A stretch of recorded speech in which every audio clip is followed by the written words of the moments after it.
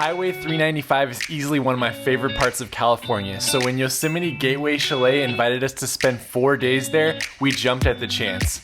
Here's what the 4 days looked like. The road trip up Highway 395 started like all good road trips do, with a stop for beef jerky. Stocking up on beef jerky. From there, we made a short stop at the statues on Highway 395 before heading on to Bishop. Time for Looney Bean coffee. It wouldn't be a good road trip for Amie if we didn't stop for coffee multiple times on the way up. Dirty Hippie, iced chai with 2 shots of espresso. From there, we stopped at another Bishop staple, Eric Schott's Bakery, to grab some bread and pastries for meals in our cabin. On the June Lake. We avoided the midsummer thunderstorms and made our way to June Lake, stopping at one of my favorite views on Highway 395. I mean, how could you not want to take pictures here?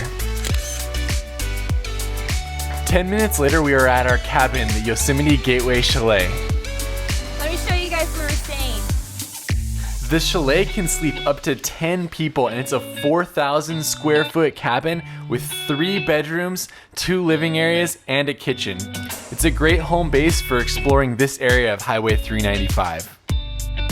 Yep, there was even a rock wall to climb in the basement. Pretty awesome, huh?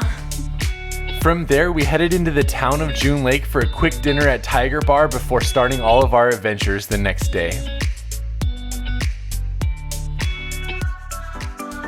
Day 2 started with a visit to Silver Lake, which has quickly become one of my favorite places on the June Lake portion of Highway 395.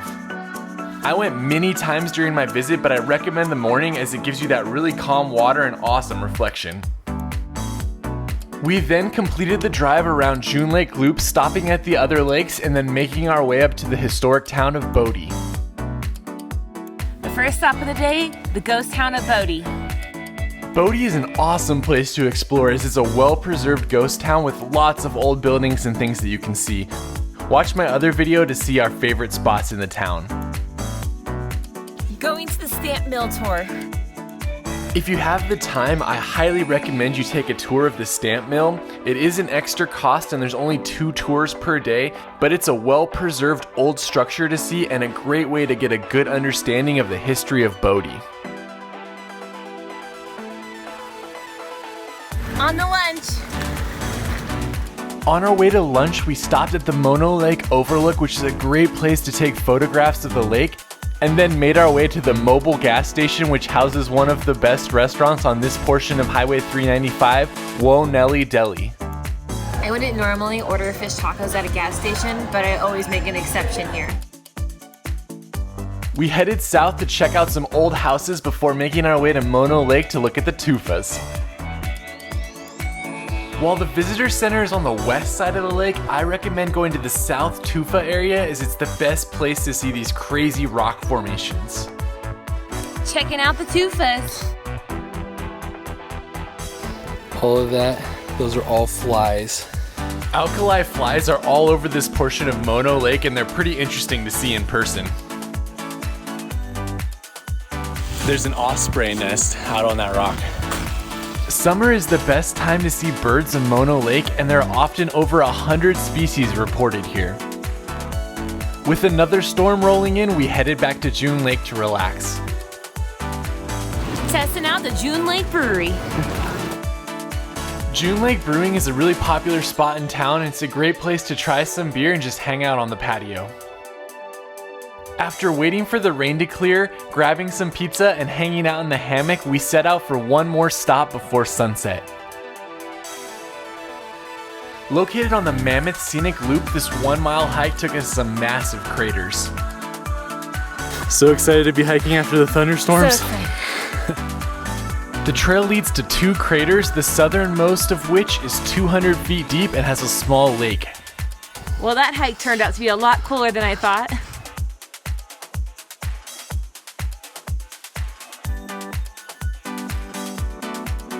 A 20-minute drive south brought us to one of my favorite sunset spots on all of Highway 395.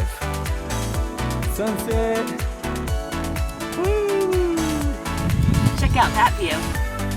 Hot Creek Geological Site is a great place for photography and to just sit and watch the sun go down.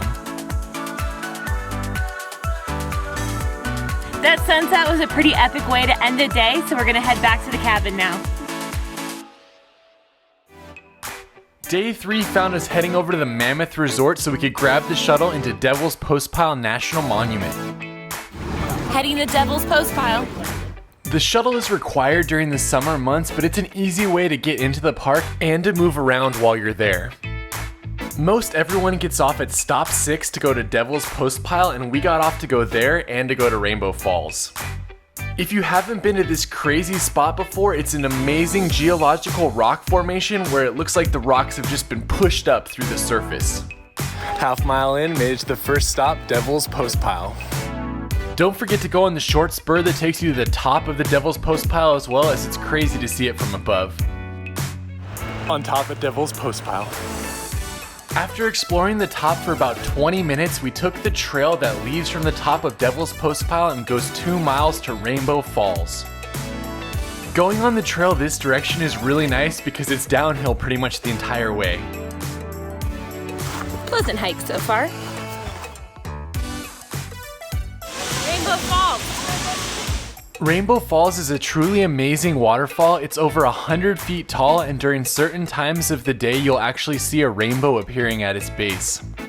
There's a trail down to the bottom of the falls, but it was closed when we went, so we just hung out at the top before heading on.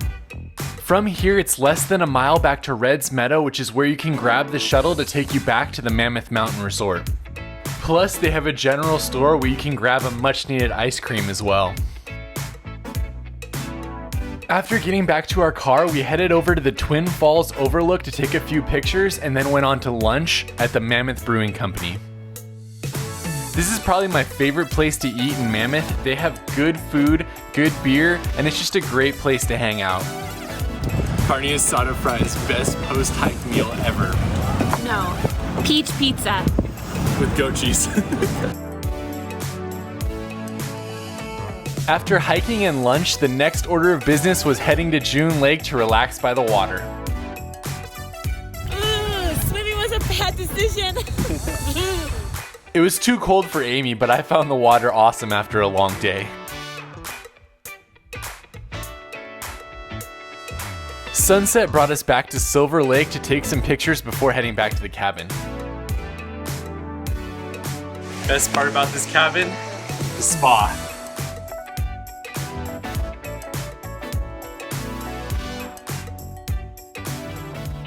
After sleeping in, we grabbed a late breakfast at the Silver Lake Resort, a popular local restaurant with a small bar, a few tables, great food, and always a long line. From there, we headed to Mono Lake again, this time to the Navy Beach area to try our hand at some kayaking. Maiden voyage on Mono Lake. Kayaking on Mono Lake is something that I've always wanted to do, so we grabbed a cheap inflatable kayak on the internet and it surprisingly worked well. I was planning to head out to those tufas, but there looks like there's an osprey nesting there, so I'm staying 250 yards away, which is what is required, but it's still pretty cool to get out in the lake, and in the wintertime you can actually get up closer to the tufas. Kayaking on the lake is a really relaxing experience, and I paddled along the shore for about 20 minutes before heading in. Get a $70 kayak from Amazon like I did and get out on Mono Lake. Really cool experience. On to the next adventure. There's a fire in Yosemite right now. That's what all that haze is coming in. We were planning on hiking in June Lake, but there was a fire in Tioga Pass, and so we went with Plan B, which was to come down to Mammoth, do the Consolidated Mine and Heart Lake Trail. This 2.5 mile trail takes you to the ruins of the old mining district of Mammoth before heading up to a high altitude lake. On the Heart Lake. The trail to Heart Lake is beautiful, gaining about 500 feet of elevation and giving you awesome views of the mountains all around you. It was late in the day when we got there, so we didn't do any swimming. We just walked around, took some pictures, and then headed down to grab dinner. By having dinner, I mean we went and grabbed pie in a jar from the bake shop. Who said you can't have dessert for dinner? Sweaty and tired from our time exploring, it was back to the cabin to relax before heading home. Thanks for exploring Highway 395 with us over the last 3 days. Hopefully you guys found some new spots you can check out as well. And special thanks to Yosemite Gateway Chalet for hosting us. If you're looking for a relaxing adventure, you'll find the link for this spot in the comments. You can find a link to all the other places that we explored in the comments as well, and we will see you guys next week.